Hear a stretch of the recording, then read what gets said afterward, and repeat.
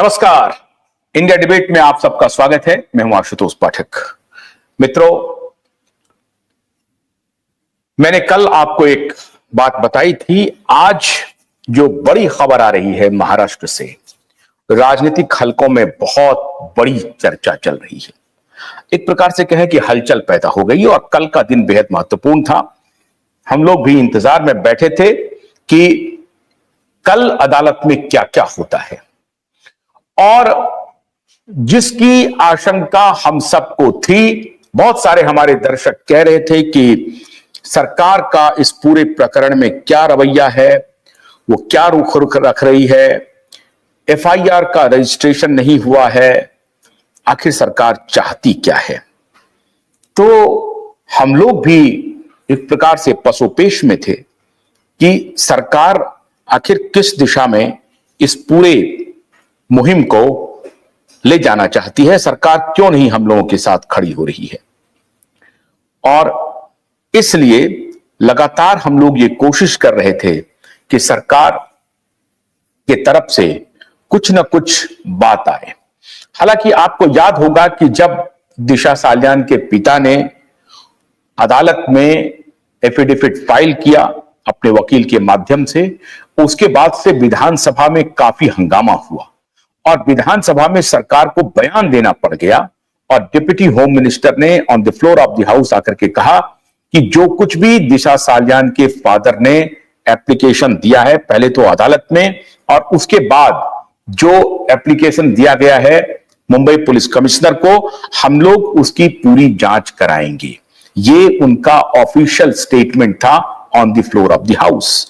लेकिन उसके बाद फिर यह कयास लगाया जाने लगा कि अगर सरकार ने यह बात कह दी है कि हम दिशा सालियान के पिता के हर चीज को मानते हैं और उसकी हम पूरी तरह से जांच करवाएंगे, तो आखिर कौन उन्हें है जो मुंबई पुलिस कमिश्नर को एफआईआर रजिस्टर करने से रोक रहा है।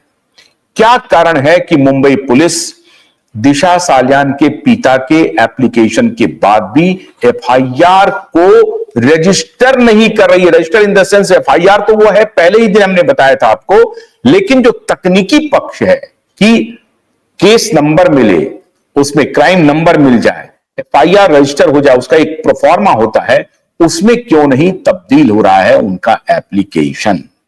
और यह सवाल बेहद महत्वपूर्ण सवाल था, जिसको लेकर के कि हम लोग आशंकित थे कि आखिर सरकार चाहती क्या है। लेकिन कल सरकार सत्य के साथ खड़ी हो गई। पहली जो विजय हुई हम लोगों की, हमने आपको पहले बताया था कि पहले अदालत में हम लोगों के तरफ से यही दलील दी जाएगी कि जिस बेंच में इसकी सुनवाई लगी है उस बेंच पर भरोसा नहीं है। वर्बेटम ये नहीं कहा गया, लेकिन तात्पर्य यही था कि उस बेंच में, जिस बेंच में यह सुनवाई लगी है, उस पे भरोसा नहीं है। कितने तिकड़म होते हैं मित्रों। इतनी लड़ाई के बाद भी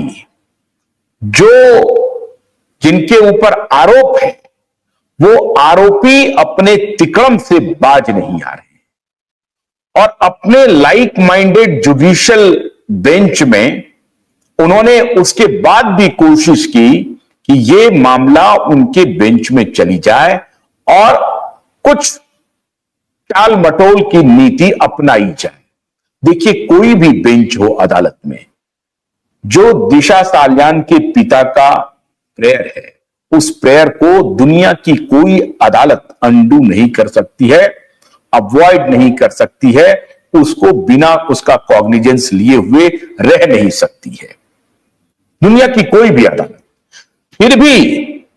फिर भी आशंका थी कि जिस प्रकार से रिया चक्रवर्ती को क्वैश किया गया, हालांकि उसमें कानूनी आधार था क्योंकि सीबीआई ने कभी प्रोटेस्ट नहीं किया, सीबीआई ने कभी उसको कस्टडी में लिया नहीं। प्रोटेस्ट तो किया क्वैश का, लेकिन सीबीआई ने कभी कस्टडी में लिया नहीं। तो रिया चक्रवर्ती के क्वैश के लिए एक आर्गुमेंट था, जिस आर्गुमेंट पर कोर्ट ने केस बिल्ड किया और उसे क्वैश कर दिया। और अब तो क्लोजर रिपोर्ट आने के बाद वो सत्यमेव जयते का राग जप रही है। अभी सारे सत्यमेव जयते की पोल खुलने वाली है। सत्यमेव जयते तो होगा, लेकिन तुम्हारा सत्य नहीं, जो सत्य है वही सत्य जीतेगा।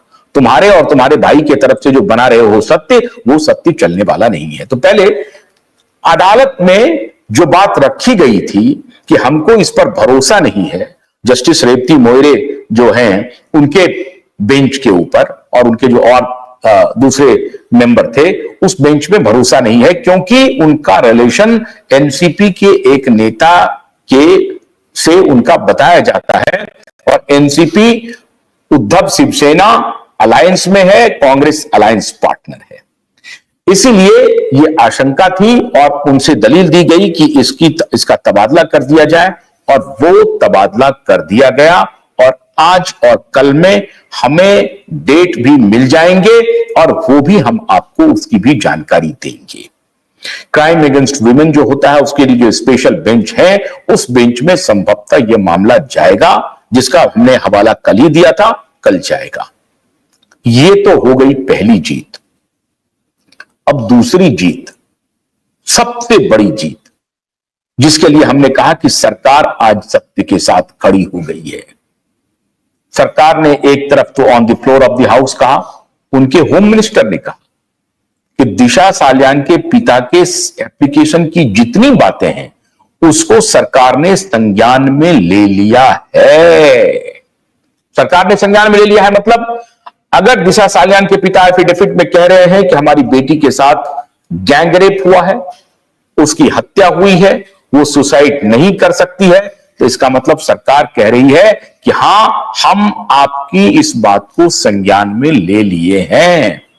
दिशा सालियान के पिता एफिडेविट में कह रहे हैं कि उद्धव ठाकरे के पुत्र आदित्य ठाकरे जो उस वक्त मंत्री थे, सूरज पंचोली, डिनो मौर्य, इन सबको कस्टडी में लेकर के पूछताछ की जाए। तो इस पर भी सरकार कह रही है कि इसका भी हमने संज्ञान ले लिया है।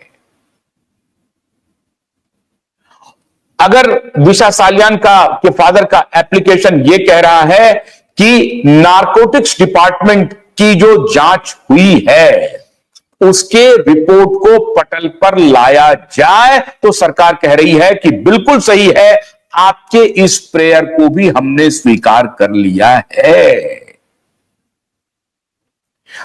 अगर दिशा सालियान के पिता का एफिडेविट यह कह रहा है कि इस पूरे प्रकरण में फैक्ट्स को तोड़ा गया, मरोड़ा गया और हमारे पुत्री के जो साथी थे रोहन रॉय और उनके जो साथी हैं उनकी भूमिका बेहद संदिग्ध है हमारी पुत्री की मौत में, तो इसे भी सरकार ने संज्ञान में ले लिया है।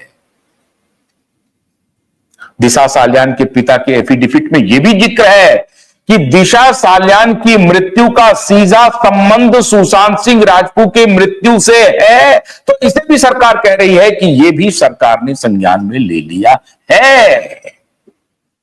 इन सारे बिंदुओं को सरकार ने कहा कि वर्बेटम दिशा सालियान के पिता के प्रेयर को सरकार ने ले लिया है संज्ञान में, कॉग्निजेंस सरकार ने ले लिया है। इसका क्या मतलब हुआ?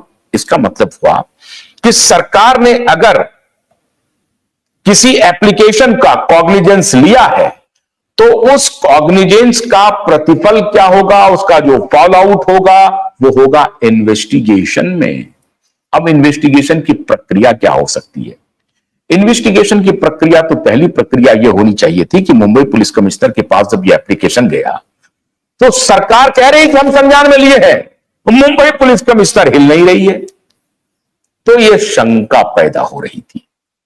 शंका पैदा हो रही थी कि मुंबई पुलिस कमिश्नर हिल क्यों नहीं रही है। हिल इसलिए नहीं रही है कि इन दोनों बाप बेटे को